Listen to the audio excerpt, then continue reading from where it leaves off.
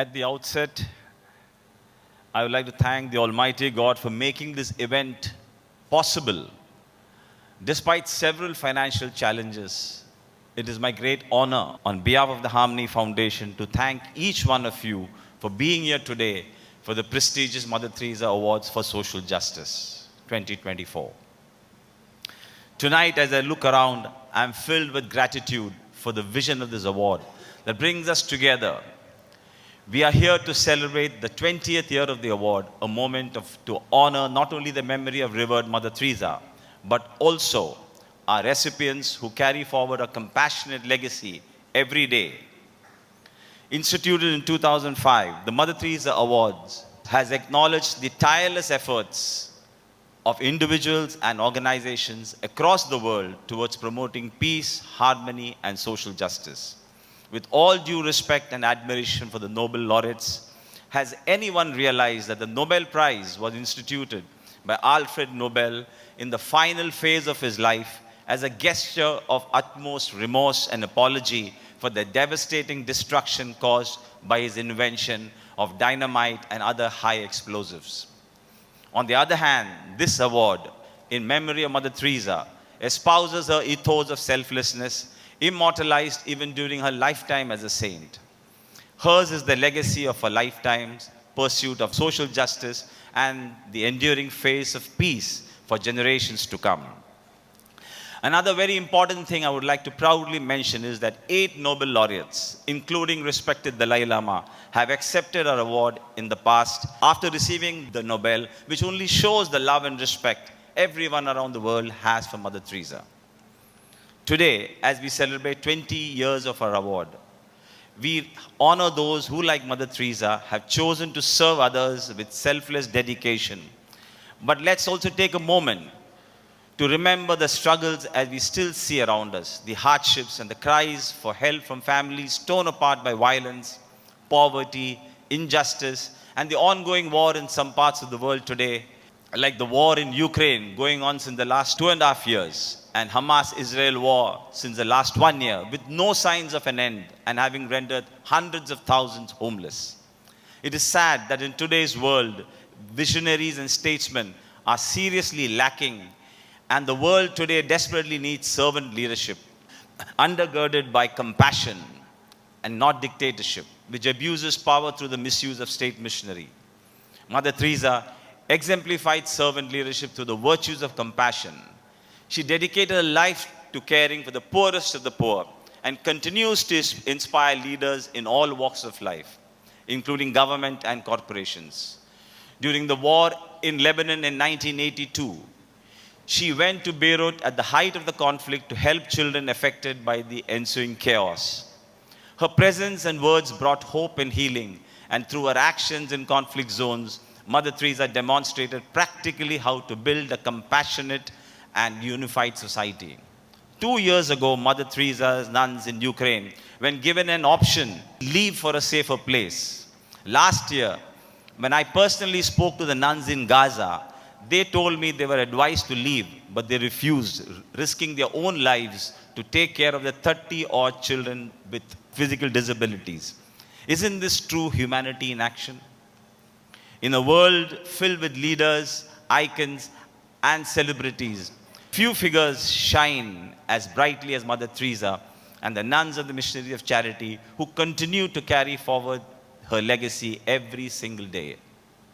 Therefore, we must also call upon our leaders to prioritize cooperation over confrontation, dialogue over discord, and sustainability over exploitation. It is incumbent upon us as global citizens to demand action to address the pressing issues of our time. Having spent 2.5 decades in public life and activism, I have been involved in many efforts to rescue minors and women from human trafficking and have collaborated with NGOs to help them reclaim their lives. However, one case remains etched in my memory, the story of a 4.5-year-old girl whose life took a tragic turn. Her mother, Nimmi, was murdered by her father, Atif, who was later sentenced to death and remains jailed in Dubai till date. Initially, the parents were working in Dubai. Since the parents were working in Dubai, The child was in the care of a maternal grandmother who lived in a small chawl in Kalina.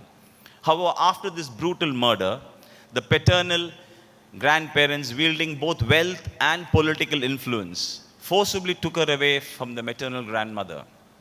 For the maternal grandmother, the loss was profound. She had not only lost her only daughter to a brutal murder, but was now at the risk of losing her only grandchild. Desperate, the maternal grandmother reached out to me for help. I took up a case. The child was left vulnerable, manipulated by her radical fundamentalist paternal grandparents and relatives in Raigad. The filthy rich grandparents, on learning that I got involved in this matter, came in person and tried to bribe me with an offer of close to 1 crore of rupees. And when I refused, they even arranged a threat call from a gangster, but I didn't back out. Then, to strengthen their custody claim in the court, these orthodox and radical paternal family of the child even managed to register a false FIR of rape against the child's maternal uncle by managing to get a medical report from the famous JJ hospital, which stated that a hymen was torn. They further stooped to the pits by tutoring the small child of the act of rape. But when the judge met this child in her chambers, she immediately realized this child was tutored and sent the child to another medical checkup to a different hospital. And as expected, truth prevailed and the medical report was normal.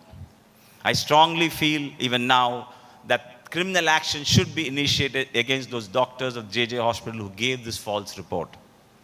Then, with my support of my good friend and renowned activist, Advocate Flavia Agnes, who also happens to be a Mother Teresa laureate, who is here with us tonight, offering to help pro bono. We fought, here is she, Flavia Agnes, yes. She offered to help pro bono, and we fought through multiple legal battles, reaching as far as the Supreme Court. It was a grueling 4-year struggle, but we ultimately secured custody of this child for the maternal grandmother. Had she remained with the paternal grandparents, she would have likely faced a life stifled by their conservative and orthodox mindset and would have even been married by now. Instead, today, she has blossomed into a bright young girl of 15 with dreams of cracking the IAS examination, she told me. One memory from this challenging years stands out vividly. As we were returning from the High Court, after gaining a custody, when I just introduced you, Flavia Agnes, when we got the custody, she sat in my car and she asked me, "Matai uncle, मैं आप daddy बुलाऊं क्या?" मैं बोला बिल्कुल बुलाओ. She then said, "आप daddy number 1 हो." मैं बोला क्यों? She said, मैं सोच भी नहीं सकती थी कि आप मुझे वहां से छुड़ा सकते थे. Today, she's living a best life like any other teenager with the freedom to dream. I believe that each of us has a role in life to be a source of support, adding value to others' lives like Mother Teresa, especially when they need it the most. Knowing that she's safe, happy, and building a future on her terms is one of the most meaningful rewards of my journey. Therefore, having spent most of my time as an activist with the broader civil society, I've come to realize that much of the laws is right-based. Should it be focused on what I'm entitled to from the system and society, or instead on what are my duties or what joy can I find in giving to others? How can I be my brother's keeper? Just as Mother Teresa believed. In conclusion, I would like to reiterate the words of Robert F. Kennedy. Each time a man stands up for an ideal or acts to improve the lot of others or strikes out against injustice, he sends forth a tiny ripple of hope, and those ripples build a current which can sweep down the mightiest walls of oppression and resistance. I'm confident that today's recipients will inspire a ripple effect, uniting us all through acts of humanity in action. I also believe that our award, which honors extraordinary, compassionate contributions, will encourage corporates to partner with us to bring about positive change and to join us in making a lasting difference to humanity.